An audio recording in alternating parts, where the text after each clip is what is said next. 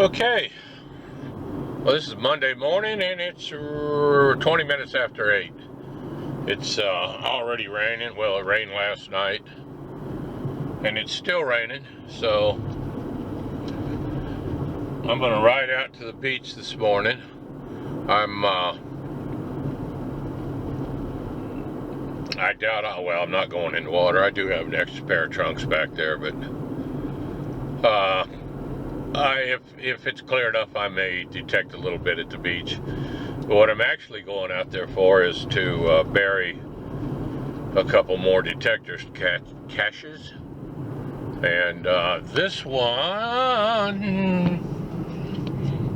I may have to cut this. Anyway, this one has got a Kennedy, I think it's a proof. It's either a 2006 or a bicentennial, I'm not sure.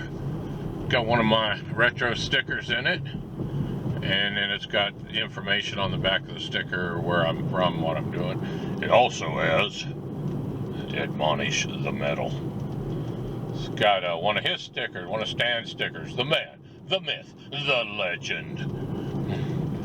Anyway, I'm going to bury that, and let's see, where are we at? We're at that.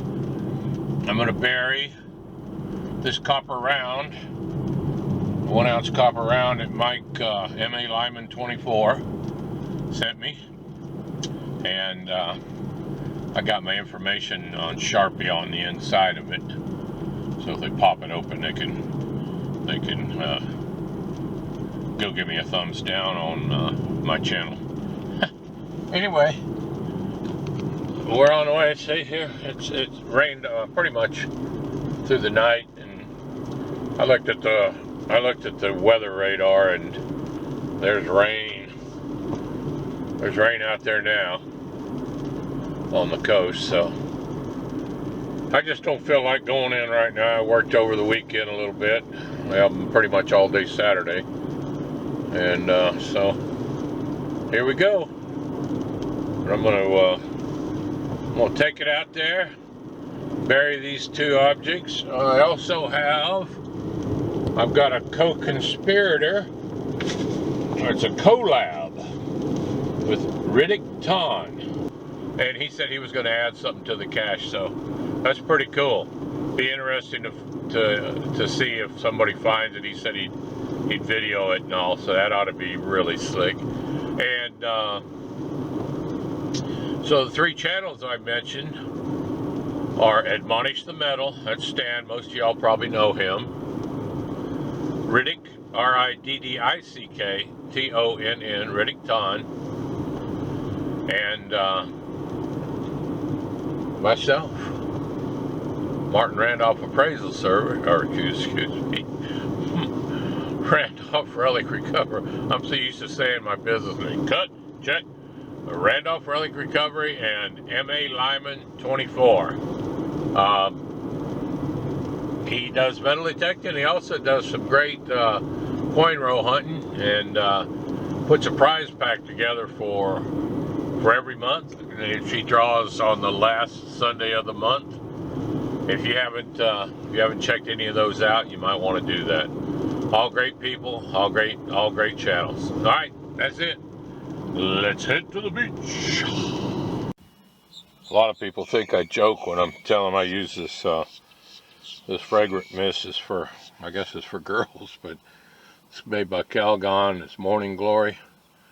I tell you what, it's a lot better for me anyway than the what they call that, Skin So Soft. This isn't greasy.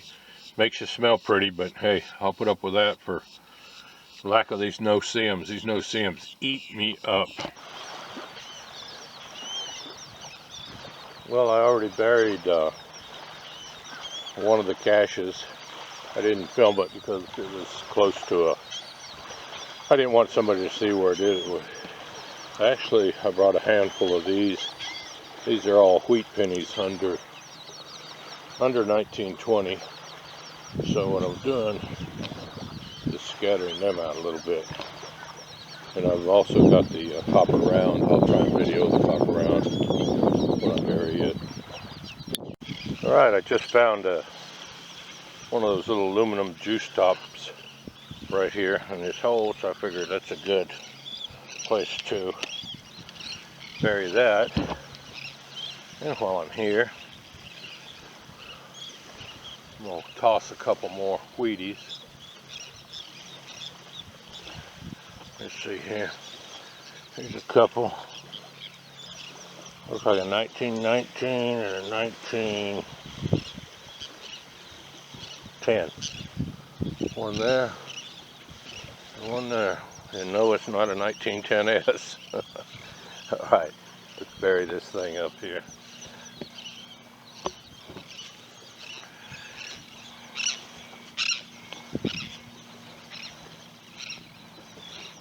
Yeah, that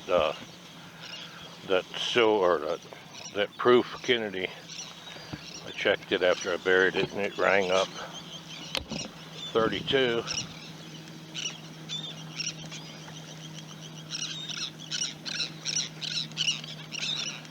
That one's pretty high too. Okay, excuse me. That one's pretty high. Well, that's it for the beach. I didn't stay here very long, just long enough to plant my detector caches. Detectorist caches, I guess is what they're called. But I did stay here long enough to get the scared to death hairdo. One other thing I was doing with it, I was using the Equinox because I was just, like I say, on the dry up here, burying stuff. I flung out a handful of Wheaties, buried 2 detectorist caches.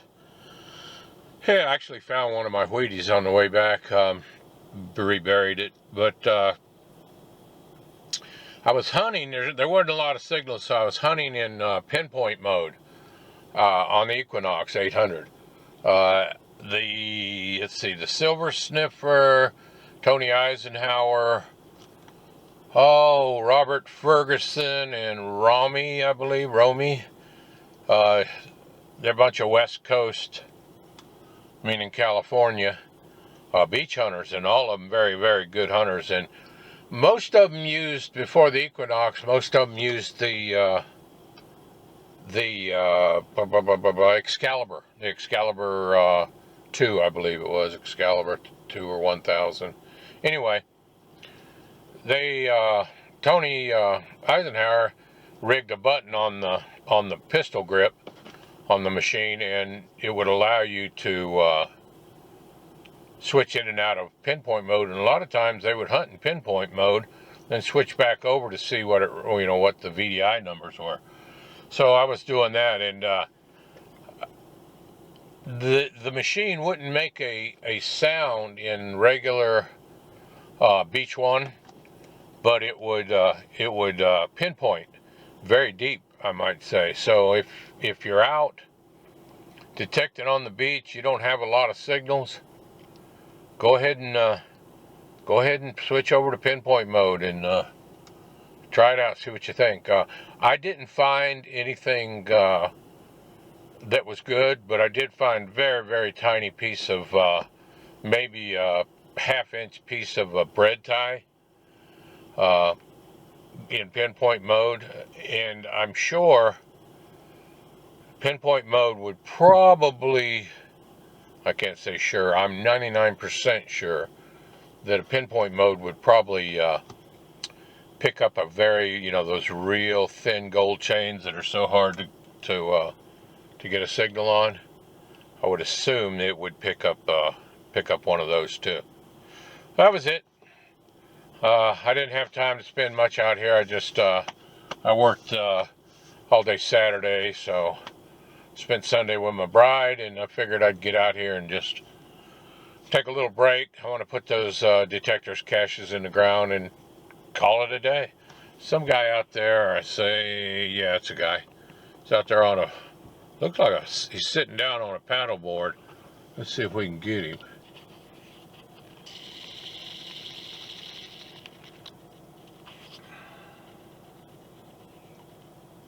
Yep, there he goes. On a paddleboard, he's sitting down on it. Thought it was a kayak, but it's not. Guy's fishing in a boat out there behind him. Probably can't see it, it's way out there. All right, that's it.